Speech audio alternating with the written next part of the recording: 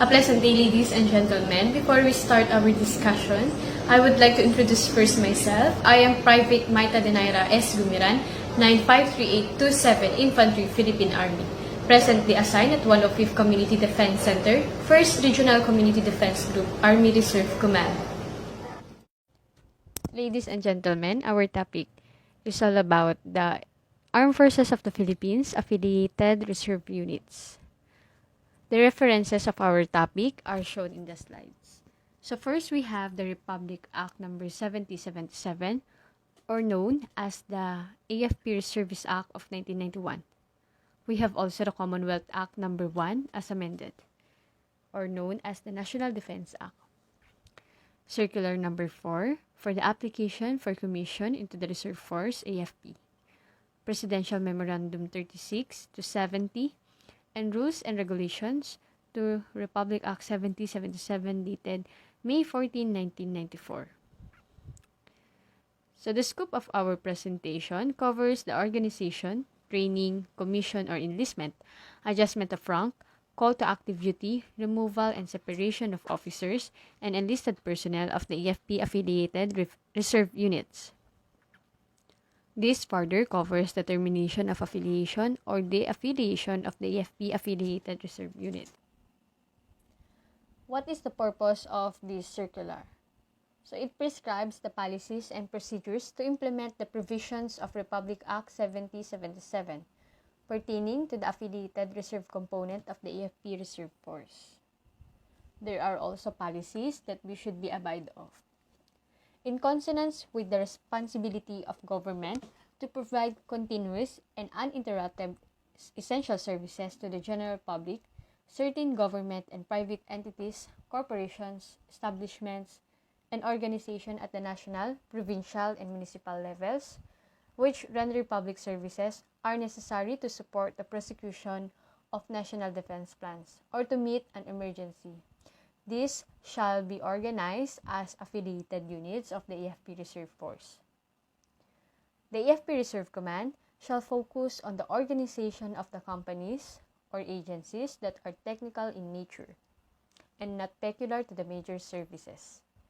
Major Service Reserve Commands shall focus on the organization of companies, corporations, or agencies that are peculiar to their mission. The organizational structure and manning of the AFP-affiliated reserve units shall be as approved by the Secretary of National Defense and shall conform to their existing civilian organization. These units shall be constituted and given designations by appropriate orders to be issued by the headquarters, upon the recommendation of the major services concerned, or the AFP Reserve Command. The roster of the officials and employees of these units shall be included in the orders constituting the unit as reference of the major services or AFP Reserve Command in the commission and enlistment process.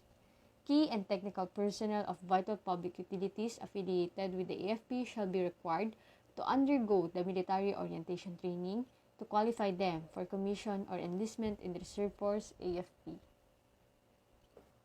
Personnel of the AFP-affiliated reserve units are not eligible for promotion under the existing laws in the same manner as that of general line reserve officers or enlisted personnel due to the very nature of their incorporation in the reserve force. However, adjustment of rank of officer or enlisted personnel under this program may be requested when there is a marked upgrading in the respective position in the entity or establishment. Commission under this circular with the rank of Lieutenant Colonel, who are 50 years old over, may be recommended for adjustment to the rank of Colonel Captain, regardless of time in grade, for the meritorious service rendered to the AFP, provided that he or she has satisfied the following requirements as follows. First, recommendation or endorsement from the Reserve Command commanders exercising administrative supervision or concerned reservist officer of the affiliated units were commissioned or enlisted in the reserve force as affiliated reservists, physically fit in lieu of physical fitness, has satisfied the mandatory career course for promotion to colonel and above, and granted the command or security clearance. In case The reservist officer or enlisted personnel who are employed to an organization that affiliated as reserve unit in the AFP, said reservists will be given the option to join the organization or not to be deleted. If they opt to join, the rank equivalent to their present position in the organization will prevail as predetermined in the approved table of distribution and allowances, which form part of the MOA. For the organization, using the applicable policies, the major services and AFP Reserve Command shall initiate the organization of affiliated reserve units in vital government and private utilities. Personnel of the affiliated reserve units shall be organized in a roster following the company's regular organization setup.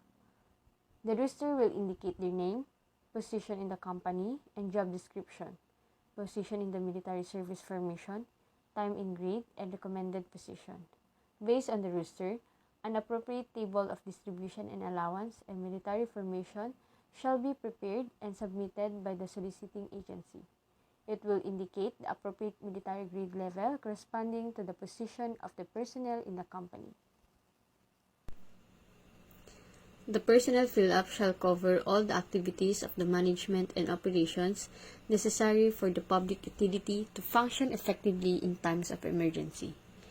Key and technical personnel of the utility shall be included in the roster. The affiliation of vital public utilities shall be formalized through a memorandum of agreement between the public utility or service and the AFP to be initiated and signed by the Commander of the Major Services or AFP Reserve Command, and approved by the Secretary of National Defense as recommended by the Chief of Staff AFP. The MOA, among others, shall provide the concept, organization, and training of the vital public utility as an AFP-affiliated reserve unit, and the responsibilities of the AFP and the public utility or service concerned. Recommendation for affiliation of vital public utilities shall be courses through the AFP-affiliated reserve units organization board, created purposely to evaluate, review, and recommend approval or disapproval to DCS for RRA J9. For the training, upon approval of the MOA, the major services and the AFP Reserve Command shall conduct a military orientation training to prospective officers and enlisted personnel of the affiliated reserve unit. The training shall be geared toward the development of techniques in internal security and control, and defense of the establishment against infiltration, sabotage, and raids, and to promote camaraderie and esprit de corps. Among the members of the unit, graduates of the basic ROTC training are qualified reservists and need not to be issued new serial number. However, the suffix A be affixed in their respective serial number and appropriate rank, commensurate to their position in the military formation through appropriate orders. Upon completion of the training, qualified personnel of the vital public utility shall be recommended for commission or cause the enlistment in the Reserve Force AFP by major service concerned or the AFP Reserve Command, based on the certified and approved roster of the organization. Periodic maintenance training shall be conducted by the major services and AFP Reserve Command to the respective affiliated units to ensure their operational readiness. Training shall be geared toward the performance of their function in the simulated emergency situations or conditions. Commission or enlistment in the Reserve Force AFP. The following requirements for commission or enlistment in the Reserve Force as embodied in GHQ Circular 30 and GHQ Circular 3 are hereby waived to accommodate personnel of vital public utilities to be commissioned or enlisted under this program.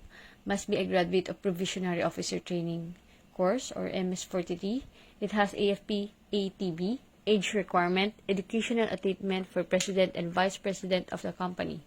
However, physical fitness and command security clearance requirements for commission or enlistment as stipulated in existing AFP regulations, circulars, and other issuances shall be strictly imposed on all applicants. The initial rank to be conferred an applicant under this program shall be between second lieutenants and lieutenant colonel. The enlistment grade shall not be lower than sergeant. It will be based entirely on the unit's roster, where a predetermined position and grade in the military reserve formation is indicated. Applications for the commission under this program shall be reviewed and deliberated by the Board for Commission at GHQ and at the Major Service or AFP Reserve Command Headquarters. A screening board whose function is to screen and evaluate the applicants, applying the policies and procedures prescribed in this circular. Readjustment of rank under this program shall be reviewed and deliberated by the GHQ Board for Promotion of Inactive Reserve Officers of the AFP, applying the policies and procedures prescribed in this circular. Serial number of the AFP Reserve Units, personnel commissioned or enlisted under this program shall be suffixed with a capital letter A for distinction from a general line and technical reserve officers and enlisted reservists. The call to active duty. The call to active duty of personnel of affiliated reserve units shall be strictly for the purpose of availing their expertise or services to ensure the continuous operation of the vital public utility in time of national emergency in accordance with the AFP Mobilization Plan. Upon receipt of a directive for the AFP to take over the operations of vital public utility, the Major Service concerned or the AFP Reserve Command shall recommend to the Chief of Staff, AFP, the activation of the affiliated units involved and the call to active duty of personnel constituting the unit. The AFP Reserve Units personnel called to active duty by virtue of mobilization shall receive all the pay and allowances, medical care, hospitalization, and other benefits provided by law for officers and enlisted personnel of the regular force. As active reservists, they shall be covered by all military laws, rules, and regulations. For the removal or separation, an officer or enlisted reservist under this program may be removed or dropped from the rolls as recommended by the concerned Major Service or AFP Reserve Command and approved by the appointing authority under any of the following causes: death, disability, due to an approved administrative action involving inefficiency, misconduct, or moral turpitude, or approved sentence of military court, due to final conviction of a crime involving moral turpitude before a civil court, failure to comply the summons for mobilization and assembly test, including annual active duty training, loss of Philippine citizenship, and resignation or retirement from the affiliated public utility. The AFP affiliated reserve units shall be required to report to the Major Service or AFP Reserve Command any incident.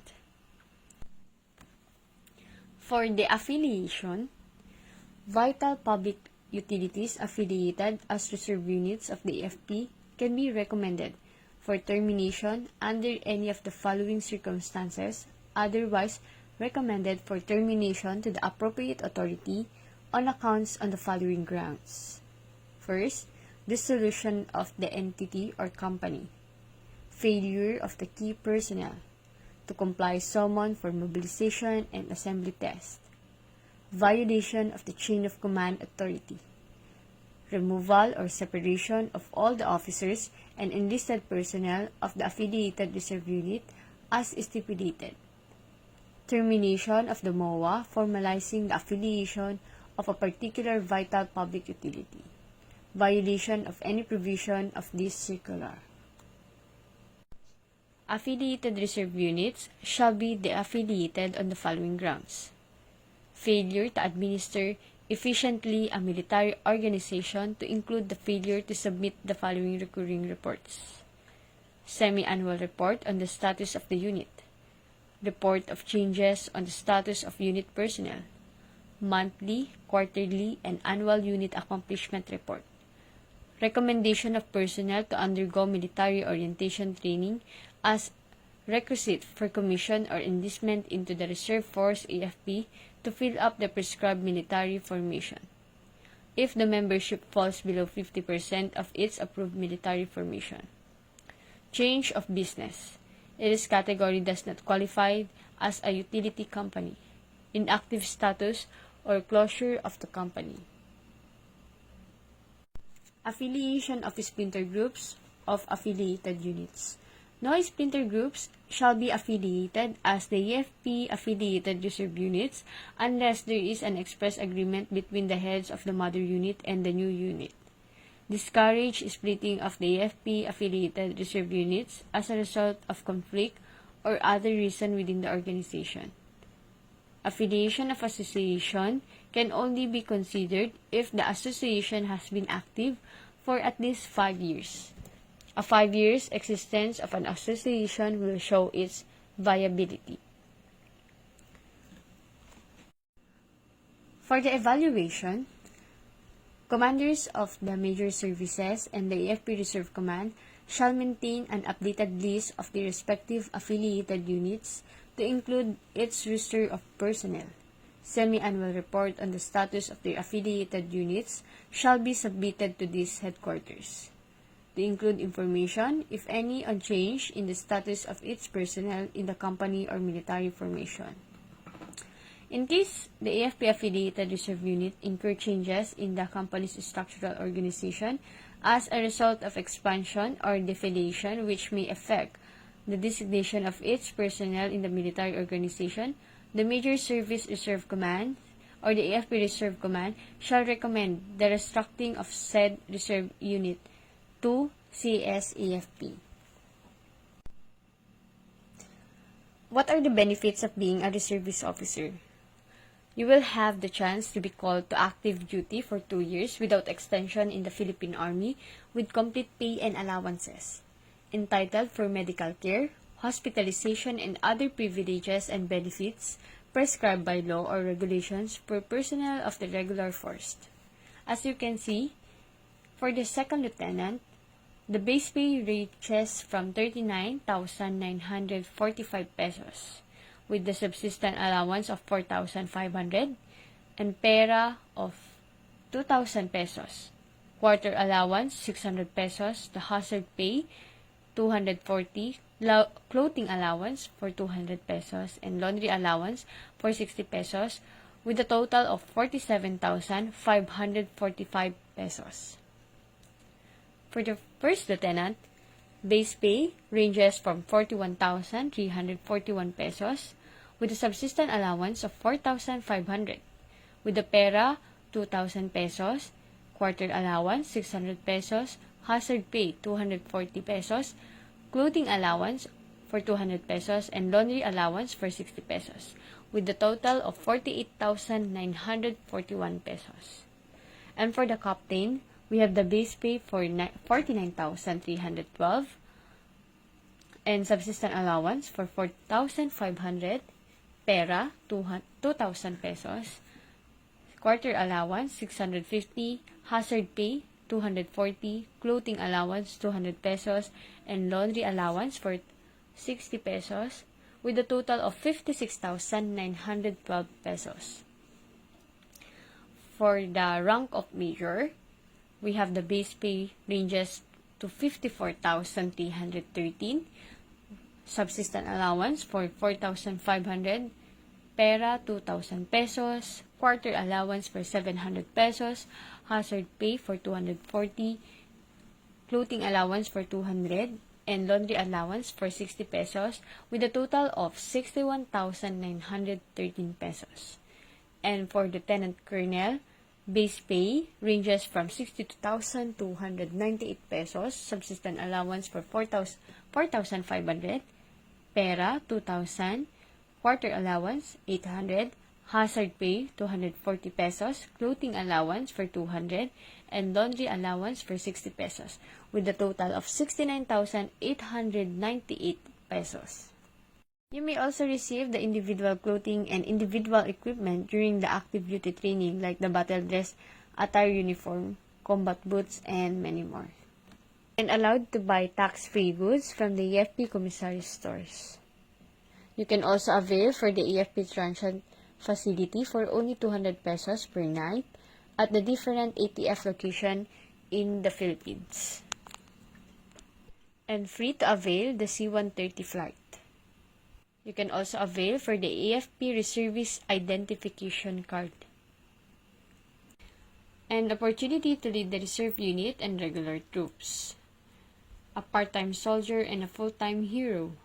Once a deceased officer and enlisted reservist, they are entitled for funeral services and honors and last courtesies in recognition of their honorable service to country and people. I have here a short video that shows the examples of the activities of our Philippine Army affiliated reservist units. Isa sa mga problemang kinakaharap ng ating bansa ay ang banta ng terorismo. Kaya naman, ang pamahalaan, mas pinalalakas pa ang pagsasanay para sa mga nais magsundalo na layong paigtingin pa ang paglaban sa mga teroristang grupo. Ngunit, gaano nga ba kahirap ang mga pagsasanay na ito? Alamin natin yan mula kay Eunice Samonte.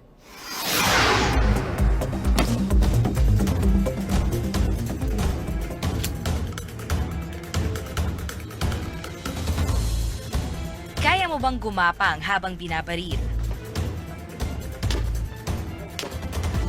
Ang mag-ala Spider-Man sa pagbaba sa mataas na gusali.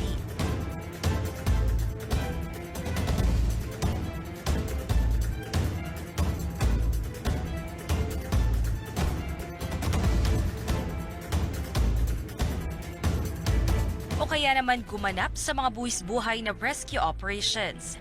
Ang eksena na ito ay hindi sa pelikula kundi sa tunay na buhay.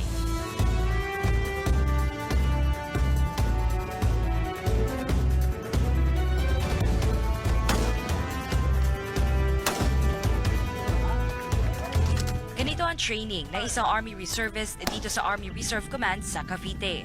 Mahirap kung titingnan pero sulit para sa mga nais maging tagapagtanggol ng bayan.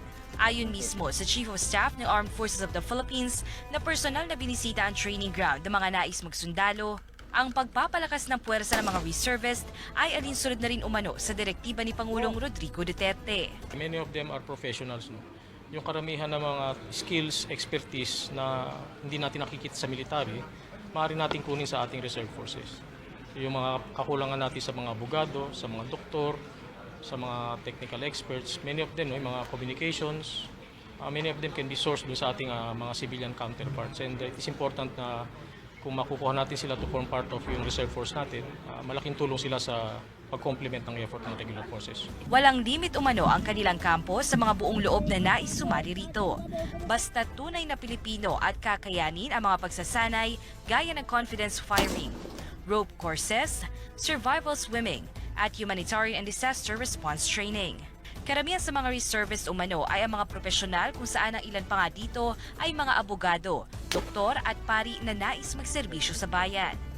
Malaking tulong umano bilang dagdag puwersa sa mga sundalo na kadeploy sa buong Pilipinas. Wala tayong limit as far as the reservists na i-recruit natin. No? Kung titignan mo nga, the whole citizenry can be mobilized in case of war. Lahat tayo may kanya-kanya tayong ambag dahil it is the duty of every citizen to protect yung ating inang bansa. So wala tayong limit as to number of reservists. We encourage more of our citizens to volunteer.